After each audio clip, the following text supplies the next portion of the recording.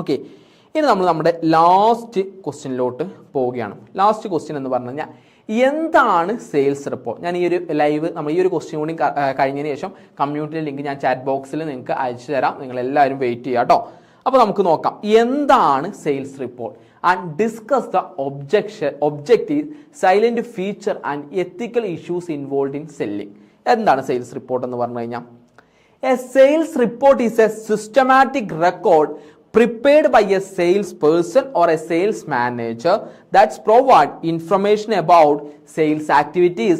അതായത് ഒരു സിസ്റ്റമാറ്റിക് ആയിട്ടുള്ള റെക്കോർഡാണ് എന്തെന്ന് പറഞ്ഞ സെയിൽസ് റിപ്പോർട്ട് എന്നാണ്. സെയിൽസ്മാൻ അല്ലെങ്കിൽ സെയിൽസ് മാനേജർ ആയിരിക്കും ഇത് പ്രിപ്പയർ ചെയ്യുന്നത്. ഇതിൽ സെയിൽസ് ആക്ടിവിറ്റീസ് എന്തൊക്കെയാണ്, കസ്റ്റമേഴ്സിൻ്റെ ഇൻട്രാക്ഷൻസ് എന്തൊക്കെയാണ്, സെയിൽസ് പെർഫോമൻസ്, മാർക്കറ്റ് കണ്ടീഷൻസ്, അതുപോലെ തന്നെ business results during the specific period, last പീരീഡിലെ ബിസിനസിന്റെ പെർഫോമൻസ് എന്താണ് എന്നുള്ള കാര്യങ്ങളൊക്കെ ഇതിൽ നിന്ന് മനസ്സിലാക്കാൻ സാധിക്കും. അതായത് it is an important tool for planning, controlling, evaluating and improving sales operation. അപ്പോൾ സെയിൽസ് ഓപ്പറേഷൻ ഇംപ്രൂവ് ചെയ്യുന്നതിന് വേണ്ടിയിട്ടുള്ള, അത് പ്ലാൻ ചെയ്യുന്നതിന് വേണ്ടിയില്ല, കൺട്രോൾ ചെയ്യുന്നതിന്, ഇവാലുവേറ്റ് ചെയ്യുന്നതിനുള്ള ഇമ്പോർട്ടൻ്റ് ആയിട്ടുള്ള ടൂളാണ് സെയിൽസ് റിപ്പോർട്ട് എന്ന് പറയുന്നത്. അപ്പോൾ സെയിൽസ് റിപ്പോർട്ട് നമുക്കൊരു ഇത് പറയുക എങ്ങനെ പറയാൻ പറ്റും?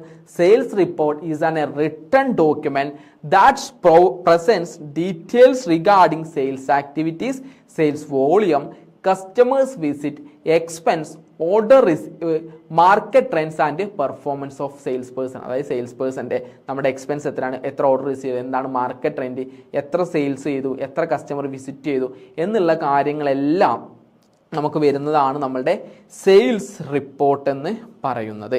അപ്പോൾ ഇതിൻ്റെ ഒബ്ജക്റ്റീവ് എന്താണ്? പെർഫോമൻസ് കറക്റ്റായിട്ട് ഇവാലുവേറ്റ് ചെയ്യുക.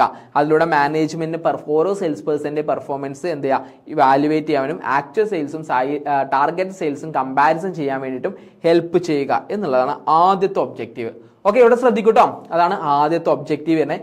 രണ്ടാമത്തെ ഒബ്ജക്റ്റീവ് വരുന്നത് സെയിൽസ് പ്ലാനിങ് ആണ്. എന്താ സെയിൽസ് പ്ലാനിങ് എന്ന് പറഞ്ഞാൽ കറക്റ്റ് ആയിട്ടുള്ള ഇൻഫർമേഷൻസ് കാര്യങ്ങൾ കൊടുത്തുകൊണ്ട് ഫ്യൂച്ചറിലുള്ള സെയിൽസ് പ്ലാനിങ് കാര്യങ്ങൾ ചെയ്യുകയും സെയിൽസ് ഫോർകാസ്റ്റ് ചെയ്യും. ഇപ്പോൾ 1000 യൂണിറ്റ് വിറ്റ് ഇനി 1500 യൂണിറ്റ് വിൽക്കണം എന്നുള്ള സെയിൽസ് ഫോർകാസ്റ്റ് ചെയ്യണം എന്തിനെ ബേസ് ചെയ്യും? ഈ സെയിൽസ് റിപ്പോർട്ടിനെ ബേസ് ചെയ്തിട്ടായിരിക്കും. അപ്പോൾ റിയലിസ്റ്റിക് ആയിട്ടുള്ള സെല്ലിംഗ് ഗോൾസ് സെറ്റ് ചെയ്യുന്നതിന് വേണ്ടിയിട്ട് എന്ത് ഹെൽപ്പ് ചെയ്യും? നമ്മുടെ സെയിൽസ് റിപ്പോർട്ട് ഹെൽപ്പ് ചെയ്യും. അടുത്തത് കൺട്രോൾ ആൻഡ് സൂപ്പർവിഷൻ ഹെൽപ്പ് ചെയ്യും. എങ്ങനെയാണ്? മാനേജേഴ്സിനൊക്കെ സെയിൽസ് ആക്ടിവിറ്റി കറക്റ്റായിട്ട് ഈ റിപ്പോർട്ടിന് ബേസ് ചെയ്ത് നോക്കാൻ പറ്റും. എവിടെയെങ്കിലും ലാക്ക് ചെയ്തിട്ടുണ്ടെങ്കിൽ അത് കറക്റ്റായിട്ട് ഐഡന്റിഫൈ ചെയ്യാനും ആ ഡീവിയേഷന് എന്ത് ചെയ്യാം, മറികടക്കുന്നതിന് വേണ്ടിയുള്ള പ്ലാൻസ് തയ്യാറാക്കാൻ വേണ്ടിയിട്ടും ഹെൽപ്പ് ചെയ്യും.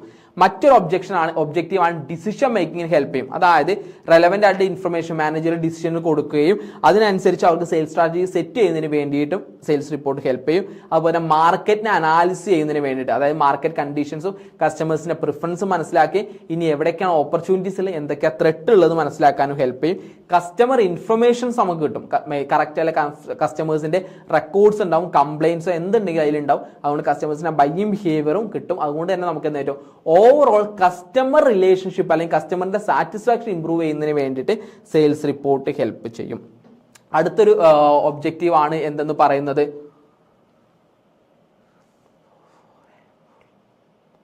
അടുത്തത് ഒരു കോർഡിനേഷൻ ആണ്. എന്താണ് കോർഡിനേഷൻ എന്ന് പറഞ്ഞാൽ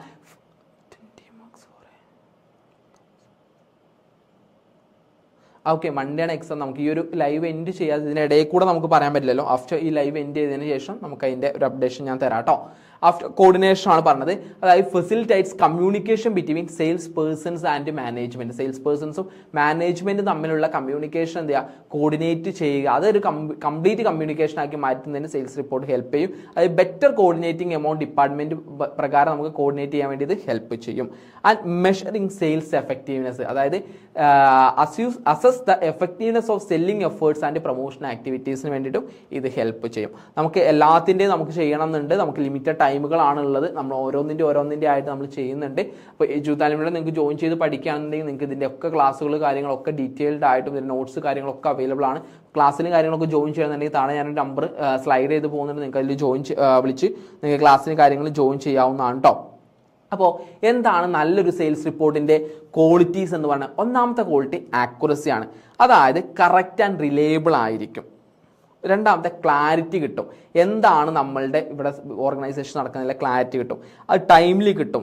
എന്തായിരിക്കും ഗുഡ് സെയിൽസ് റിപ്പോർട്ടിൻ്റെ ആണ് ടൈംലി ആയിരിക്കണം അത് കൊടുക്കേണ്ടത്. ആക്യുറസി ഉണ്ടാവണം, ക്ലാരിറ്റി ഉണ്ടാവണം, ടൈംലി കൊടുക്കണം, റെലവൻ്റ് ആയിരിക്കണം, യൂസ്ഫുൾ ആയിട്ട് ഇൻഫർമേഷൻ ആയിരിക്കണം അതിൽ ഇൻക്ലൂഡ് ചെയ്തിട്ട് ഉണ്ടാവേണ്ടത്. മറ്റൊന്ന് കംപ്ലീറ്റ്നെസ് ഉണ്ടാവണം. എവിടെയെങ്കിലും എന്തെങ്കിലുമൊക്കെ അല്ല കംപ്ലീറ്റ് ആയിട്ട് ഉണ്ടാവണം. അതുപോലെ കോൺഷ്യസ്നെസ് ആയിരിക്കണം. Report should be brief and precious without unnecessary information. അതിൽ എന്തുണ്ടാവില്ല, അൺനെസറി ഇൻഫർമേഷൻസ് ഉണ്ടാവില്ല. കമ്പാരബിലിറ്റി ഉണ്ടായിരിക്കും, അതായത് കറക്റ്റ് ആയിട്ടുള്ള പ്രീവിയസ് പീരീഡായിട്ട് കമ്പാരിസൺ ചെയ്യാൻ വേണ്ടി നമുക്ക് സാധിക്കണം. പിന്നെ ഒബ്ജക്ടിവിറ്റി ആണ്. Report should be present facts without personal bias.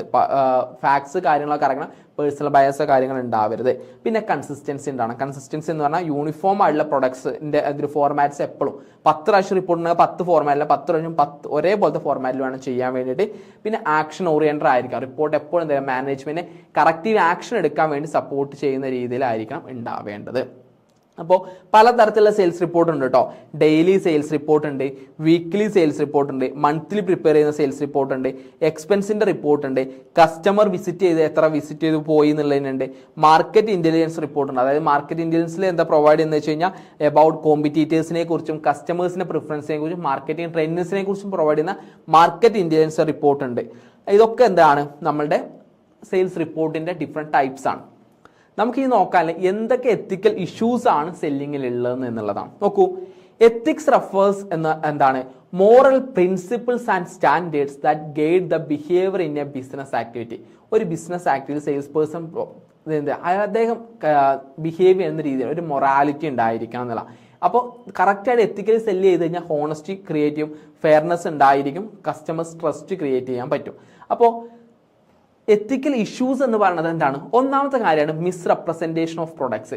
നമ്മൾ എന്ത് ചെയ്യാണ്, സത്യമല്ലാത്ത ഫോൾസ് ആയിട്ടുള്ള മിസ്ലീഡിംഗ് ആയിട്ട് ഇൻഫർമേഷൻസ് കാര്യങ്ങൾ, പ്രൊഡക്റ്റിന്റെ ഫീച്ചേഴ്സ് കാര്യങ്ങളൊക്കെ നമ്മൾ കൊടുക്കുകയാണ്, അല്ലെങ്കിൽ ക്വാളിറ്റി പെർഫോമൻസ് ഒക്കെ നമ്മൾ വെറുതെ എക്സാജറേറ്റ് ചെയ്ത് പറയുകയാണെന്നുണ്ടെങ്കിൽ അതാണ് എന്തെന്ന് പറയുന്നത് ഫസ്റ്റത്തെ എത്തിക്കൽ ഇഷ്യൂ. അതായത് is miss representing of production എന്ന് പറഞ്ഞത്, മിസ് റെപ്രസെൻറ്റേഷൻ ഓഫ് പ്രൊഡക്ട്സ് എന്ന് പറഞ്ഞത്. രണ്ടാമത്തെ ഡിസ്പെക്റ്റീവ് അഡ്വർടൈസിങ്, അതായത് അൺറിയലിസ്റ്റിക് ആയിട്ടുള്ള കാര്യങ്ങൾ നമ്മൾ എന്ത് ചെയ്യാണ്, നമ്മൾ പരസ്യത്തിലൂടെ കൊടുക്കുക, അത് ഫുൾഫിൽ ചെയ്യാൻ നമുക്ക് സാധിക്കുകയില്ല. അതാണ് മറ്റൊരു കാര്യം. അതാണ് രണ്ടാമത്തെ എത്തിക്കൽ ഇഷ്യൂ. രണ്ടാമത്തെ ഹൈ പ്രഷർ സെല്ലിംഗ് ആണ്. അതായത് forcing customers to buy products against their wishes. അതായത് അവരെ കൊണ്ട് ഇത് വാങ്ങിപ്പിക്കാൻ എന്ത് ചെയ്യുക, പ്രഷർ ചെയ്യിക്കുകയാണ്. അതായത് creating unnecessary pressure to make immediate purchase. ഒരു അൺനെസസറി ആയിട്ട് എന്ത് ചെയ്യുക, നമ്മൾ പ്രഷർ ചെയ്യുക, ഇപ്പം തീരുന്നു പറഞ്ഞിട്ട് ആ ഒരു പ്രഷർ. പിന്നെ കൺസീലിംഗ് ഇമ്പോർട്ടൻറ്റ് ഇൻഫർമേഷൻ, അതായത് failing to disclose defects, risk or limitation of products. ആ പ്രൊഡക്റ്റിന്റെ ലിമിറ്റേഷൻസ് കാര്യങ്ങളൊന്നും പറയാതെ നമ്മൾ എന്ത് ചെയ്യാണ് ആ പ്രൊഡക്ട്സ് കാര്യങ്ങൾ നമ്മൾ വിൽക്കുന്നത്. പിന്നെ മറ്റൊന്ന് അൺഫെയർ ആയിട്ടുള്ള പ്രൈസിങ് പ്രാക്ടീസസ്, അതായത് അൺറീസണബിൾ ആയിട്ട് നമ്മൾ പ്രൈസ് ഇങ്ങനെ കൂട്ടുക, അല്ലെങ്കിൽ മിസ്ലീഡിംഗ് ആയിട്ടുള്ള പ്രൈസസ് നമ്മൾ ഉപയോഗിക്കുക. ഇതും എന്താണ് ഒരു അൺഎത്തിക്കൽ ആയിട്ടുള്ള കാര്യമാണ്. പിന്നെ ബ്രൈബറി ആൻഡ് കറപ്ഷൻ, അതായത് offering gift or favour to obtain business unfairly. നമുക്ക് അൺഫെയർലി ബിസിനസ് റൺ ചെയ്യുക, ഗിഫ്റ്റ്സ് കാര്യങ്ങളൊക്കെ കൊടുത്തുകൊണ്ട്. അപ്പോൾ അതാണ് മറ്റൊന്ന്.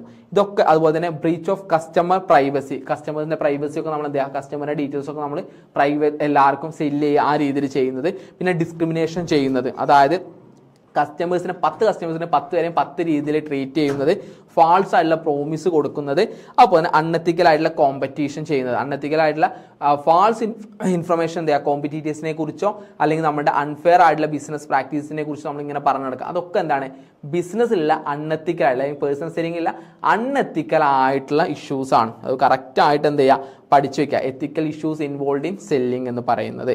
അപ്പോൾ എത്തിക്കായിട്ട് സെല്ല് ചെയ്താൽ മാത്രമേ എന്ത് ചെയ്യാൻ പറ്റുള്ളൂ, കസ്റ്റമേഴ്സിനെ ട്രസ്റ്റും ലോയൽറ്റിയും ക്രിയേറ്റ് ചെയ്യാൻ പറ്റുള്ളൂ.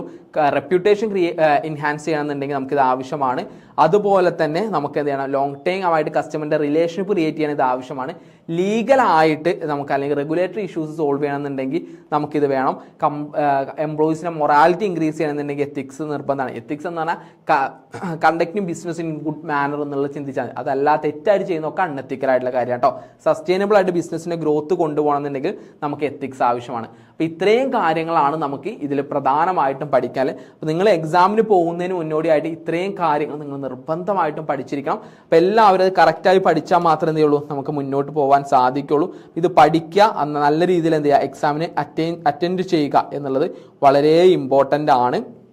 അപ്പോൾ എല്ലാവരും എന്ത് ചെയ്യുക, കറക്റ്റായിട്ട് കാര്യങ്ങളിലോട്ട് പഠിക്കാൻ വേണ്ടിയിട്ട് എന്ത് ചെയ്യണം, ശ്രദ്ധിക്കണം കേട്ടോ. അപ്പോൾ ഞാൻ ലിങ്ക് കാര്യങ്ങൾ ഞാൻ എന്ത് ചെയ്യാം നിങ്ങൾക്ക് ഇപ്പോൾ ഷെയർ ചെയ്ത് തരാം. എല്ലാവരും എന്ത് ചെയ്യുക, ശ്രദ്ധിക്കുക. ഞാൻ ഇതിൻ്റെ ചാറ്റ് ബോക്സിൽ ഇപ്പോൾ ലിങ്ക് കാര്യങ്ങൾ കമ്മ്യൂണിറ്റീൻ്റെ നിങ്ങൾക്ക് അയക്കുന്നുണ്ട്. അപ്പോൾ എല്ലാവരും അത് നോക്കിക്കോളൂ. ഞാനത് അയക്കാൻ പോവുകയാണ്. അപ്പോൾ എല്ലാവരും അതിലൂടെ ജോയിൻ ചെയ്യുക. നിങ്ങൾക്ക് അതിൽ നോട്ട്സ് കാര്യങ്ങളൊക്കെ അതിൽ ഡയറക്റ്റ്ലി വരുന്നതായിരിക്കും. അപ്പോൾ നിങ്ങൾക്ക് അതിലൂടെ ആയിരിക്കും എന്ത് ചെയ്യുക, നോട്ട്സ് കാര്യങ്ങളൊക്കെ കിട്ടുക. അപ്പോൾ എല്ലാവരും അതിൽ ജോയിൻ ചെയ്യുക. അപ്പോൾ എച്ച് താലമിൽ ഒരുപാട് സ്റ്റുഡൻസ് ജോയിൻ ചെയ്തിട്ട് പഠിക്കുന്നുണ്ട്. അവർക്കൊക്കെ ഇതിൻ്റെ എന്ത് ചെയ്യും, നിങ്ങളുടെ ഗ്രൂപ്പുകളിലൂടെയൊക്കെ ആയിട്ട് നിങ്ങൾക്ക് ഇതിൻ്റെ കിട്ടുന്നതായിരിക്കും. അപ്പോൾ ഞാൻ ലിങ്ക് അയച്ചിട്ടുണ്ട്. എല്ലാവരും എന്ത് ചെയ്യുക, എത്രയും പെട്ടെന്ന് കമ്മ്യൂണിറ്റി ചാനലിൽ കാര്യങ്ങളിൽ ജോയിൻ ചെയ്യുക. ആഫ്റ്റർ നമ്മുടെ ഈ ഒരു സെഷൻ ഇവിടെ വൈൻഡ് അപ്പ് ചെയ്യാൻ പോണ്. അപ്പോൾ എല്ലാവർക്കും ബെസ്റ്റ് വിഷസ്. എല്ലാവരും നല്ല രീതിയിൽ എന്ത് ചെയ്യുക, എക്സാംസ് കാര്യങ്ങൾ അറ്റൻഡ് ചെയ്യുക. നന്നായിട്ട് ശ്രദ്ധിക്കുക. 5 മാർക്ക് 10 മാർക്ക് അങ്ങനത്തെ ഒരു സ്കീം ഉണ്ടാവാറുണ്ട്, പ്രത്യേകിച്ച് പേഴ്സണൽ സെല്ലിങ്ങിൽ. അപ്പോൾ കറക്റ്റ് ഏതാണ് കൂടുതൽ എക്സ്പ്ലെയിൻ ചെയ്യേണ്ടത് അത് നോക്കിയിട്ട് നന്നായിട്ട് എഴുതുക. അപ്പോൾ എല്ലാവർക്കും ഓൾ ദ ബെസ്റ്റ്. എല്ലാവരും നന്നായിട്ട് എക്സാം എഴുതുക. എക്സാമിന് ശേഷം ഈ ക്ലാസ് കണ്ടിട്ട് നിങ്ങളുടെ ഫീഡ്ബാക്ക്സ് അറിയിക്കാൻ മറക്കണ്ട. അപ്പോൾ എല്ലാവർക്കും all the best. Thank U.